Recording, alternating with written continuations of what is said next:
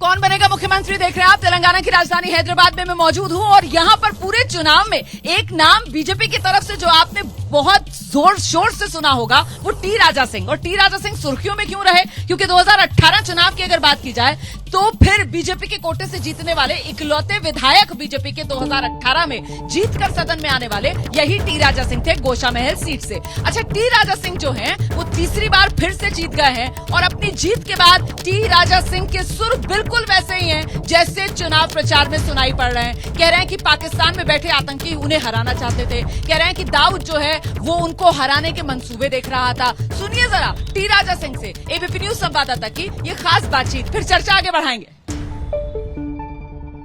बहुत बहुत शुभकामना आपको। ये किस वजह से हुआ? जनता का आशीर्वाद।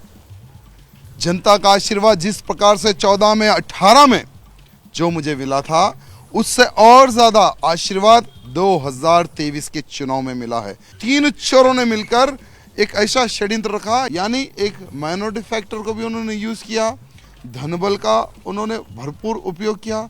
हर जगह पर जहां जहां वो लोग मुझे हराने के लिए प्लान कर सकते थे सभी प्लान किए। लेकिन देखिए, आज देखिए गोशा महल की जनता ने इतना भरपूर बाहर निकालकर पोलिंग की कि राजा सिंह जी, सवाल ये है, आपने कई बार ऑफ द रिकॉर्ड कहा कि बाहरी शक्तियां भी मुझे हराने में लगी हुई थी। वो बाहरी शक्तियां कौन? देश के बाहर की शक्तियां भी आपको हराना चाहती थी? देखिए, मुझे हराने के लिए अमेरिका में एक मीटिंग होती है जहां पर असदुद्दीन ओवैसी जाता है। वहां पर बहुत सारे इस्लामिक कंट्रीज से लोग जमा होते हैं।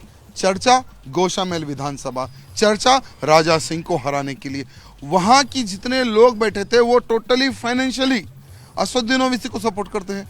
असदुद्दीन ओवैसी हर वो वोटर को कितने पैसे में खरीदना है वो प्लान करता है, यानी अदर कंट्रीज से भी वो पैसा कलेक्ट करता है, बीआरएस के कैंडिडेट से पैसा कलेक्ट करता है। ये बड़ी खबर आप दे रहे हैं कि इस्लामिक कंट्रीज के लोग और वहां बैठे जो नुमाइंदे हैं वो भी राजा सिंह को हराना चाहते हैं। बिल्कुल, मैं होना है तो आपको लिंक भेज सकता हूं कि वहां पर किस प्रकार से मीटिंग हुई थी और वहां पर क्या मेरे इशू पे बात हुई थी, वो भी मैं आपको प्रूफ दे सकता हूं। सारे के सारे लोग, बहुत सारे इस्लामिक कंट्रीज से लोग ये प्लान कर रहे थे कि राजा सिंह को हराना है। आपने ऑफ द रिकॉर्ड मुझे बताया कि पाकिस्तान में बैठा दाऊद इब्राहिम, उसकी भी नजर गोशा महल सीट पर थी और दाऊद इब्राहिम भी ये चाहता था कि राजा सिंह की हार हो।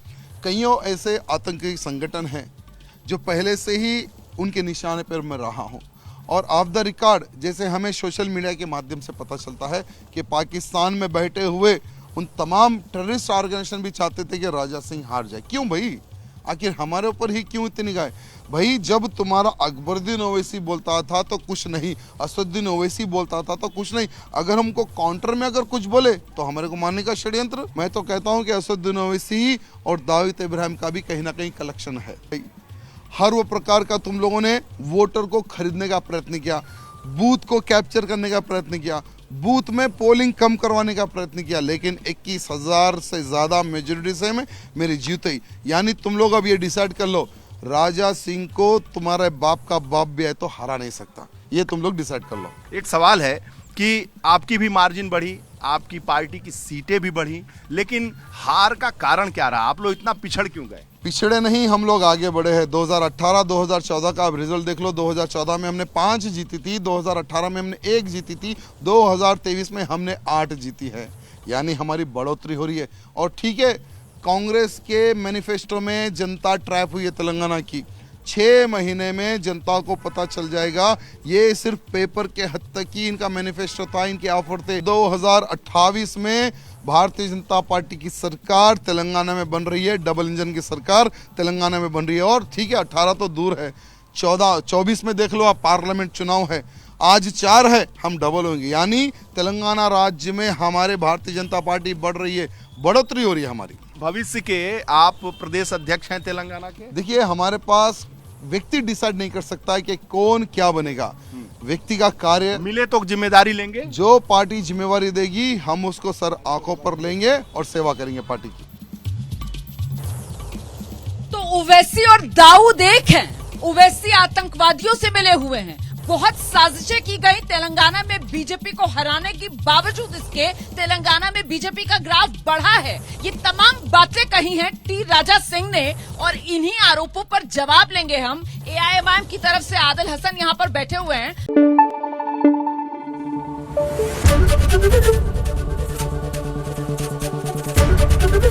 एबीपी न्यूज आपको रखे आगे।